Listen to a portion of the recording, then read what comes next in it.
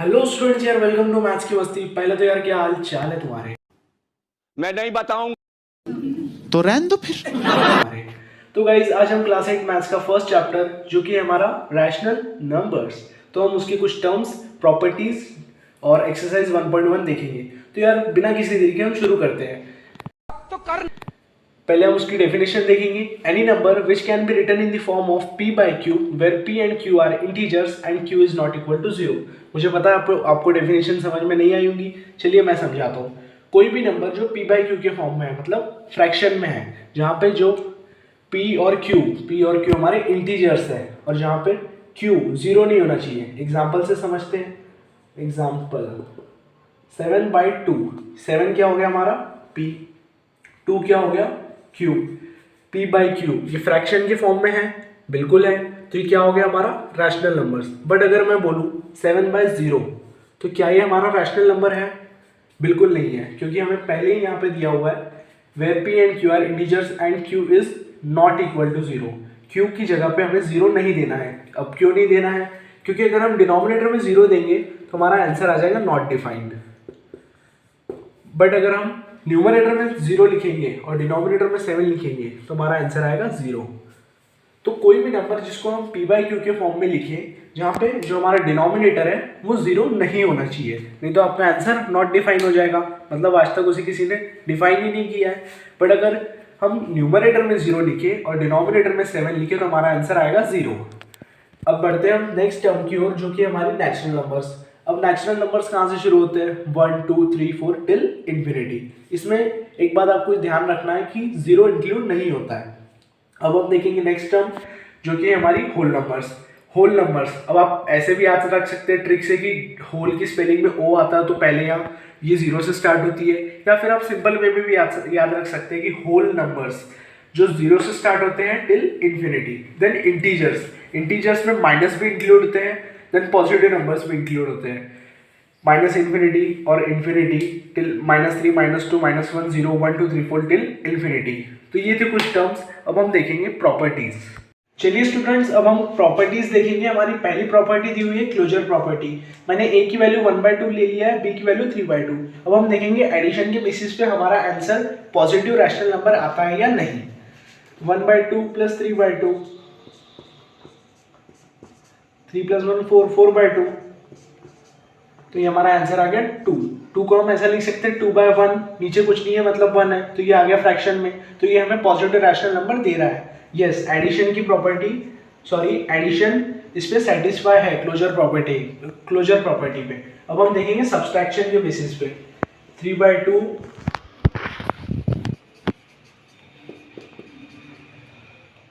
Minus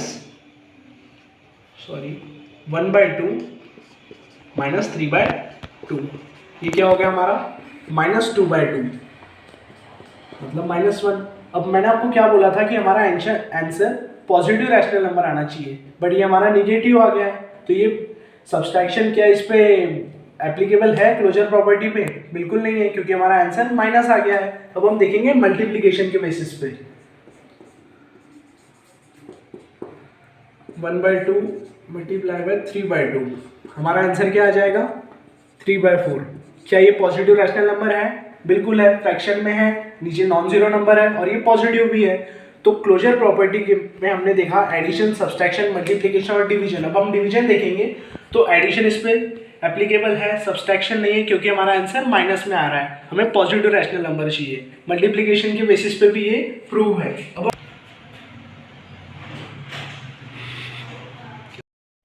चलिए दोस्तों, अब डिवीजन के बेसिस पे देखेंगे। 1/2 डिवाइडेड बाय 3/2, तो ये 3/2 ऊपर जाएगा तो मल्टीप्लाई हो जाएगा और रेसिप्रोकल, पहले उसका रेसिप्रोकल होगा। 3/2 का रेसिप्रोकल क्या हो जाएगा 2/3, ये तो आपने पढ़ा होगा। 5/7 का रेसिप्रोकल क्या हो जाएगा 7/5। तो वैसे ही ये डिवीजन में है, हम इसको ऊपर लेके जाएंगे मल्टीप्लिकेशन करने के लिए, तो हमें इसका रेसिप्रोकल लेना होगा। तो ये क्या हो जाएगा 1/2 इंटू 2/3, रेसिप्रोकल लिया हमने, 2/2 हो गया हमारा कैंसिल। क्या है आंसर 1/3। 1/3 क्या हमारा पॉजिटिव रैशनल नंबर है? बिल्कुल है। तो हमने क्लोजर प्रॉपर्टी के बेसिस पे देखा कि एडिशन, मल्टीप्लिकेशन एंड डिवीजन ये तीनों उस पर प्रूव्ड है, बट सब्सट्रैक्शन नहीं है क्योंकि हमारा उसमें आंसर माइनस में आ रहा था। चलिए अब हम दूसरी प्रॉपर्टी देखेंगे।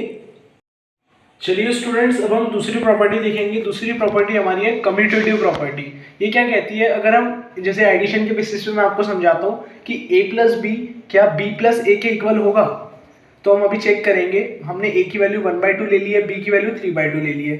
अब देखिए a plus B is equal to b plus A, 1/2 plus 3/2 is equal to b क्या है हमारा 3/2 प्लस 1/2, तो ये क्या हो गया 4/2 इज इक्वल टू 4/2। ये अगर हम इसे सिंप्लीफाई करेंगे तो 2 आ जाएगा। तो ये दोनों side LHS is equal to RHS आया।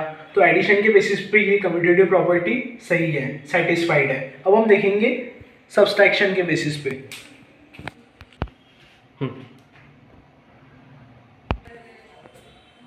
चलिए अब देखेंगे a इज इक्वल टू 1/2 ले लिया हमने, b इज इक्वल टू 3/2। तो यहाँ हम माइनस कर लेंगे सिंपल, क्योंकि वैल्यूज तो सेम ही है, सिर्फ प्लस की जगह माइनस का सिंबल देना है। 1 माइनस 3, अब 3 में से 1 गया तो क्या हो गया हमारा 2 बचा। 3 बड़ा है तो माइनस का साइन आएगा अपॉन 2। 3 माइनस 1 क्या हो गया हमारा 2 हो गया, 2/2। तो इसका हमारा आंसर क्या आ जाएगा -1। ये देखिए -1, और यहाँ पे हमारा क्या आ रहा है +1। तो क्या LHS equal to LHS is equal to RHS आ रहा है? नहीं आ रहा है। यहाँ पे -1 आ रहा है और यहाँ पे +1 आ रहा है। तो कम्यूटेटिव प्रॉपर्टी एडिशन पे सेटिस्फाइड है, बट सब्सट्रैक्शन तो सेटिस्फाइड नहीं है। अब हम देखेंगे मल्टीप्लिकेशन के बेसिस पे। वैल्यूज मैं सेम रख रहा हूँ सब इसमें। अब देखिए मैंने 3 1 सा 3, 2 2 सा 4, 3/4, और यहाँ क्या हो जाएगा, यहाँ पे भी 3/4 ही हो जाएगा। 3 1 सा 3 एंड 2 2 सा 4। तो ये हमारा आंसर LHS में भी 3/4 आया और RHS में भी 3/4 आया। तो हमारी कम्यूटेटिव प्रॉपर्टी एडिशन पे सेटिस्फाइड है, सब्सट्रैक्शन पे नहीं है, और मल्टीप्लिकेशन पे सेटिस्फाइड है। अब हम देखेंगे डिवीजन के बेसिस पे क्या ये सेटिस्फाइड है। तो देखते हैं हम डिवीजन के बेसिस पे क्या ये हमारी कम्यूटेटिव प्रॉपर्टी सेटिस्फाइड है। 1/2 upon 3/2 is equal to 3/2 upon 1/2। अब ये 3/2 है, ऊपर जाके रेसिप्रोकल हो जाएगा, तो वो क्या हो जाएगा 1/2 इंटू 2/3। ये 1/2 यहाँ पे हो जाएगा 2/1। ठीक है, 2 से 2 हमारा कैंसिल हो गया। यहाँ पे मल्टीप्लीकेशन है तो ये 2 से 2 कैंसिल हो गया, तो ये क्या आ गया 1/3। और RHS में क्या हो गया हमारा, ये भी 2 से 2 कैंसिल हो गया, 3/1। 3/1 को आप 3 भी लिख सकते हैं। तो हमारा LHS में आंसर क्या आ रहा है 1/3, और यहाँ पे क्या आ रहा है 3। तो क्या ये हमारा LHS is equal to RHS है? बिल्कुल नहीं है, क्योंकि यहाँ पे फ्रैक्शन में आ रहा है 1/3 और यहाँ पे सिर्फ 3 आ रहा है। तो अब ये थी हमारी कम्यूटेटिव प्रॉपर्टी। अब हम नेक्स्ट प्रॉपर्टी देखेंगे। चलिए स्टूडेंट्स, नेक्स्ट प्रॉपर्टी देखते हैं। नेक्स्ट प्रॉपर्टी हमारी है एसोसिएटिव प्रॉपर्टी। एसोसिएटिव प्रॉपर्टी क्या कहती है कि अगर हम ब्रैकेट्स को उल्टा पुल्टा करके लिखे तो क्या हमारा आंसर सही आएगा। जैसे फॉर एग्जांपल हमने क्या लिख लिया है LHS में a प्लस हमने b प्लस c को ब्रैकेट में ले लिया है। चलिए मैं अभी ब्रैकेट हटा देता हूँ, स्टार्टिंग से आपको बताता हूँ। जैसे ये देखिए, ये ऐसा लिखा हुआ है विदाउट ब्रैकेट, कुछ भी ब्रैकेट नहीं है। मैंने LHS में क्या कर दिया b प्लस c को ब्रैकेट में ले लिया, और RHS में मैंने क्या कर दिया b प्लस c को ब्रैकेट में a प्लस b को ब्रैकेट में ले लिया। ठीक है, तो अब हम चेक करेंगे कि एडिशन के बेसिस पे क्या हमारा LHS is equal to RHS आता है। हमने a की वैल्यू ले ली है 1/2, b की वैल्यू ले ली है 3/2 एंड c की वैल्यू ले ली है 5/2। ये करने से पहले आपको बॉड-मॉस रूल पता होना चाहिए। कितना भी बड़ा प्रॉब्लम क्यों ना हो, बट अगर उसमें ब्रैकेट्स है तो हमें पहले ब्रैकेट सॉल्व करनी है। बॉड-मॉस रूल ये कहता है। तो अभी हम LHS देखेंगे। a की वैल्यू हमने ले ली है 1/2 एज यहाँ पे गिवन है। b की वैल्यू है ब्रैकेट में b की वैल्यू है 3/2 प्लस c की वैल्यू क्या है 5/2 इज इक्वल टू, हम RHS में देखेंगे इसमें क्या है a प्लस b ब्रैकेट में है 1/2 plus 3/2 bracket close, plus c की वैल्यू क्या है हमारी 5/2। तो हमने ये सॉल्व किया, ये देखिए 1/2 प्लस 5 प्लस 3 8/2। तो हमारा आंसर क्या आ जाएगा 8 + 1 9 9/2। ठीक है, हमारा LHS में 9/2 आ गया। अब RHS देखेंगे 1/2 प्लस 3/2, इसको हमने ब्रैकेट में ले लिया है तो हम पहले ब्रैकेट सॉल्व करेंगे। ये क्या हो गया 3 + 1 4 4/2 टू दोनों जगह है तो हम एक ही बार उसे कॉमन लिख लेंगे। तो ये हो गया प्लस 5/2, 5 + 4 9/2। तो हमारा LHS में क्या आया था 9/2, RHS में भी हमारा 9/2 आया। तो एडिशन के बेसिस पे ये प्रॉपर्टी सेटिस्फाइड है। तो स्टूडेंट सब्सट्रैक्शन के बेसिस पे देखेंगे ये प्रॉपर्टी क्या कहती है। अब हमने सेम वही किया, सिर्फ प्लस की जगह हमने माइनस ले लिया है। तो LHS देखेंगे, A की वैल्यू क्या है 1/2, माइनस का माइनस ब्रैकेट, B की वैल्यू क्या है 3/2, माइनस C की वैल्यू क्या है 5/2 इज इक्वल टू। अब हम RHS देखेंगे, A - B - C। तो A - B ब्रैकेट में है, ब्रैकेट 1/2 - 3/2 ब्रैकेट क्लोज माइनस 5/2। अब हम इसे सॉल्व करेंगे। सबसे बॉडमास रूल क्या कहता है, सबसे पहले ब्रैकेट सॉल्व करो। तो 1/2 माइनस का ये पूरा ऐसा कैसे रहने देंगे, अब हम ब्रैकेट के अंदर का सॉल्व करेंगे। 2 कॉमन है, 2 को ऐसा कैसे लिख देंगे, माइनस है, देखिए 5 - 3 2। अब यहाँ 5 बड़ा है तो 5 का साइन क्या है निगेटिव, तो यहाँ क्या आ जाएगा minus is equal to. RHS में देखेंगे, RHS में हम ये वाली ब्रैकेट पहले सॉल्व करेंगे। 3 - 1 2, कौन बड़ा है 1 है या 3 बड़ा है, तो निगेटिव साइन कौन सा आएगा अपना निगेटिव, 2 नीचे आ जाएगा ब्रैकेट क्लोज माइनस 5/2। अब देखेंगे, मैं आपको पहले बता दूं कि माइनस माइनस क्या होता है हमारा प्लस होता है, माइनस इंटू माइनस हमारा होता है प्लस, प्लस प्लस अपना प्लस ही होता है, देन प्लस माइनस हमारा होता है माइनस, ठीक है। तो देखिए यहाँ पे क्या है 1/2 माइनस, अब ये ब्रैकेट है मतलब यहाँ मल्टीप्लीकेशन होगा, माइनस से माइनस क्या होगा माइनस माइनस प्लस, तो 1/2 माइनस माइनस क्या हो गया प्लस 2 कॉमन है तो एक ही बार लिख देंगे इज इक्वल टू -2 - 5, तो माइनस माइनस प्लस 5 + 2 7 -7/2। तो हमारा इसमें क्या आंसर, इसमें आंसर क्या आ रहा है 2 + 1 3 3/2 और RHS में हमारा आंसर क्या आ रहा है -7/2। तो क्या ये इक्वल है, बिल्कुल नहीं है, क्योंकि हमारा LHS अलग आ रहा है RHS अलग आ रहा है। तो हमें क्या पता चल रहा है कि एडिशन इस पे सेटिस्फाइड है बट सब्सट्रैक्शन सेटिस्फाइड नहीं है। अब हम मल्टीप्लिकेशन देखेंगे। चलिए फ्रेंड्स अभी हम मल्टीप्लिकेशन देखेंगे। A की वैल्यू क्या है 1/2 मल्टीप्लाइड ब्रैकेट में ब्रैकेट 3/2 × 5/2 इज इक्वल टू 1/2 × 3/2 × 5/2, इसको ब्रैकेट में ही रहने देंगे। अब पहले हम ब्रैकेट सॉल्व करेंगे, क्या हो जाएगा 5 × 3 = 15 2 × 2 = 4। इसमें ऐसा नहीं होगा कि 2 कॉमन हो जाएगा, मल्टीप्लिकेशन है ना, तो 2 × 2 = 4 हो जाएगा। तो 1/2 इंटू ब्रैकेट में 5 × 3 = 15/4। अब हम RHS में देखेंगे इज इक्वल टू क्या हो जाएगा 3 × 1 = 3 2 × 2 = 4 इंटू 5/2। तो हमारा इसका आंसर क्या आ रहा है 15 × 1 = 15 4 × 2 = 8। LHS में आ गया हमारा 15/8 और 3 × 5 = 15 4 × 2 = 8। RHS में हमारा सेटिस्फाइड हो गया है। तो अब हम डिवीजन आपको खुद करना है, मैं आपको नेक्स्ट वीडियो में बताऊंगा उसका आंसर। तो चलिए हम अभी नेक्स्ट चलिए स्टूडेंट्स डिस्ट्रीब्यूटिव प्रॉपर्टी देखते हैं। डिस्ट्रीब्यूटिव प्रॉपर्टी क्या कहती है कि अगर कोई भी नंबर है उसको हम कितनी भी तरह से डिस्ट्रीब्यूट क्यों ना किया हो, हम लोगों को उसका कॉमन एलिमेंट बाहर निकालना है। जैसे अभी ये एग्जांपल देख सकते हैं आप 3x² + 6x, इसमें क्या कॉमन निकलेगा 3x। अगर हम इसमें से 3x निकाल देंगे तो अंदर x बचेगा प्लस 2। इसमें आप देख सकते हैं 2x + 4 में हमने 2 को बाहर ले लिया, अंदर क्या बचेगा 2x में से 2 निकल गया, x बचा और 2 × 2 = 4, यहाँ पे बच गया 2। तो डिस्ट्रीब्यूटिव प्रॉपर्टी यही कहती है। इसके कुछ एग्जांपल्स आपको एक्सरसाइज में देखने को मिल जाएंगे।